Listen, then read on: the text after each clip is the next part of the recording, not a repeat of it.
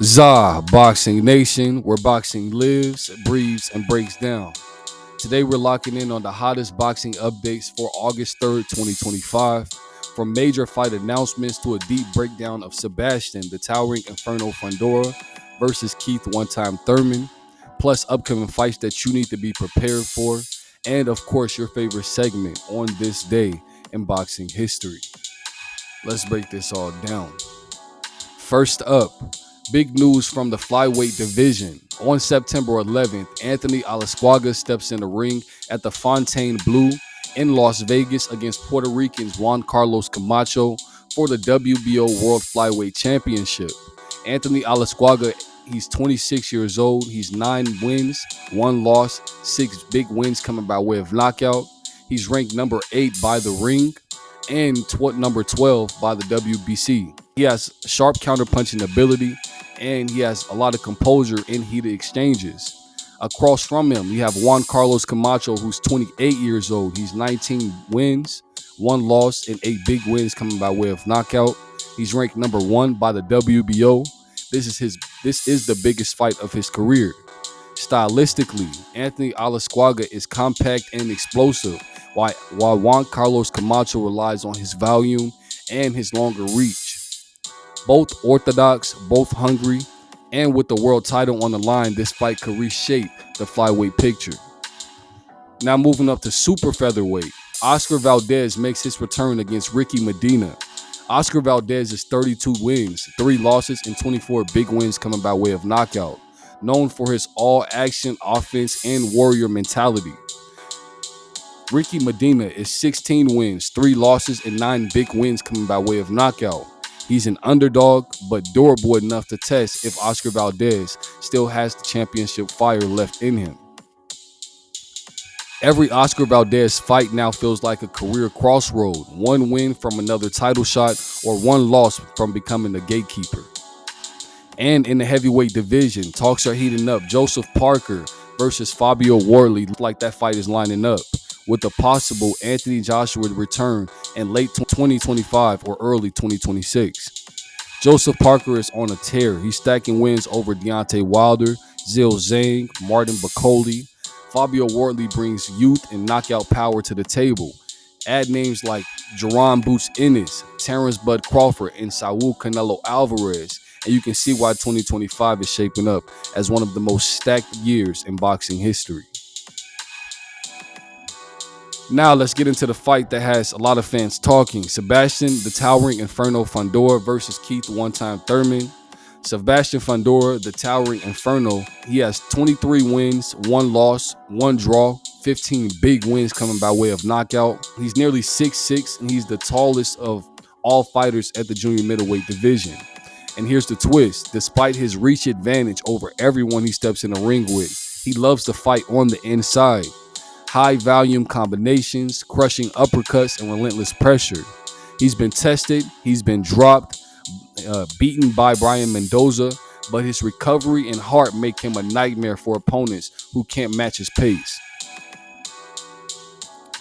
On the flip side, we have Keith one-time Thurman, a seasoned veteran who's 31 wins, 1 loss, and 23 big wins coming by way of knockout.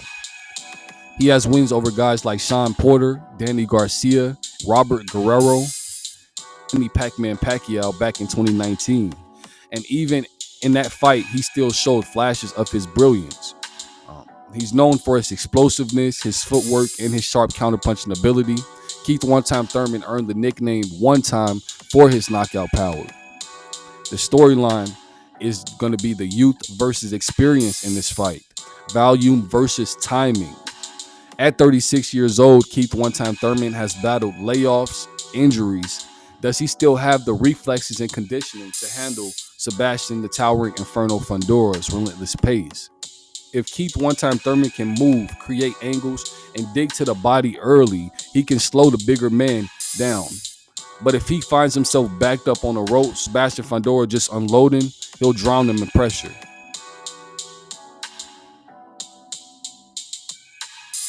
For Sebastian the towering Inferno Fundora, this fight is about proving he belongs among the elite. For Keith one-time Thurman, it's about legacy and reminding the world that he's not done yet. This is a crossroads fight. That's why fans are buzzing. And then looking ahead for the upcoming fights that you need to be prepared for, we have Joseph Parker versus Fabio Worley, a heavyweight fight. It'll be experience versus youth. Then we have David Benavidez versus Anthony Yard. That's going to be another tremendous fight. And then we have Gervonta Tank Davis versus Jake Paul. So let me know how you guys feel about those fights in the comments below. Now let's shift gears to some of the hungry young lions making noise in the sport. First up, Jalil Hackett versus Elijah Vines, set for 8 rounds in the junior middleweight division. Jalil Hackett is a name a lot of hardcore fans have been tracking. Strong fundamentals, slick counter-punching ability, and the kind of patience that you don't see often in prospects. Elijah Vines, meanwhile, is coming in with grit and ambition to spoil the party. This is exactly the type of matchup that shows us whether Jalil Hackett is ready to make that next leap, or if he still needs some seasoning. Then we also got a fight that has fireworks written all over it. Callum Walsh versus Fernando Vargas Jr. Callum Walsh enters unbeaten. 14 wins, 0 losses, and 11 big wins coming by way of knockout. He's aggressive, he's sharp. He's been getting the push as one of boxing's future stars. Across from him, Fernando Vargas Jr., also unbeaten. 17 wins, 0 losses, and 15 big wins coming by way of knockout. Carrying the legacy of his legendary father, Vargas Jr., he fights with passion, power, and the classic Mexican pressure style. 2 undefeated fighters, both with knockout-heavy resumes, and only one can walk away with that O intact. These are the kind of fights that reshape the next generation of contenders, and every boxing fan should circle this on their calendar. Let me know how you guys feel about those fights in the comments below. Jalil Hackett versus Elijah Vines, and Callum Walsh versus Fernando Vargas Jr. Favorite segment on this day in boxing history. 1988, Gilbert Roman defended his WBC super flyweight title against Kiyoshi Hatanaka. He won by unanimous decision despite being knocked down in the opening round. Roman's toughness and technical brilliance secured his legacy as one of Mexico's greats. In 1908, Canadian heavyweight champion Tommy Burns knocked out Bill Lang in Melbourne. This was his tune-up fight before his historic clash between him and Jack Johnson later that year. A fight that forever reshaped the heavyweight division. Moments like these remind us boxing keeps writing new chapters while always honoring the old. But that wraps up my segments for today's breakdown. Let me know how you guys feel about all of that in the comments below. Who do you have against Sebastian the Towering Inferno Fundora versus Keith the One-Time Thurman? And does the Towering Inferno overwhelm the veteran? Or does Keith One-Time Thurman remind the world of his elite skills? As always, this is ZABoxingNation. Don't forget to like, comment, share, subscribe, and turn on post notifications so you never miss out on an update.